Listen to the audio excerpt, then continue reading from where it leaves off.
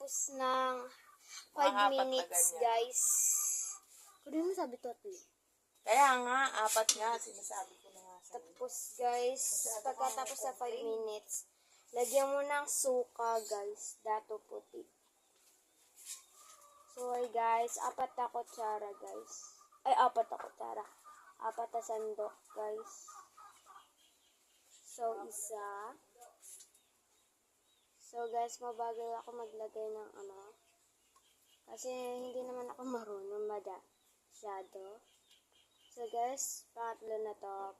Pang-4 na. Oh. So, guys, kakatapos ko lang maglagay ng 4 na ano. So, guys, wait. Let's go na next part. So, guys, pagkatapos is pakukuluin. Tatakpan ulit natin, guys. Siyempre, hawakan nyo kasi yung hawakan namin is bakal rin. So, ayan. Pagkatakip ko, maghintay tayo ng kahit anong minuto. Hantayin natin lumambot, guys. So, ay guys, tignan natin kung malambot ba yun. Niluluto natin, guys.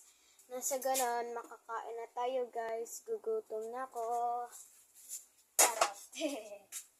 So, syempre, kukuha tayo ng sandok. Titikim-ti. So, guys, ayan. Hipan natin mainit.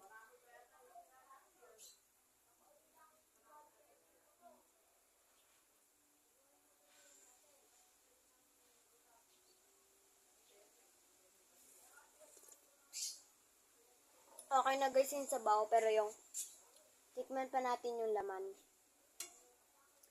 Siyempre yung laman, yung ano nagbibigay dapat ng lasa eh. Ay, lumalakas yung hipa natin guys.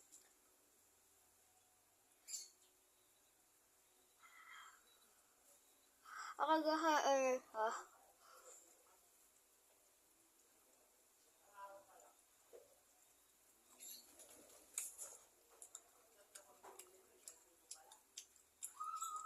Okay guys, medyo masigis pa siya. Pero tikman, ay, hindi na ako mapasok dun na.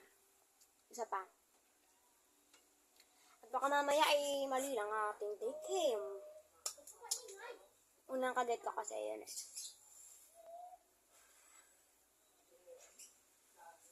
Mas madali lumambig yung sabaw kaysa sa laman.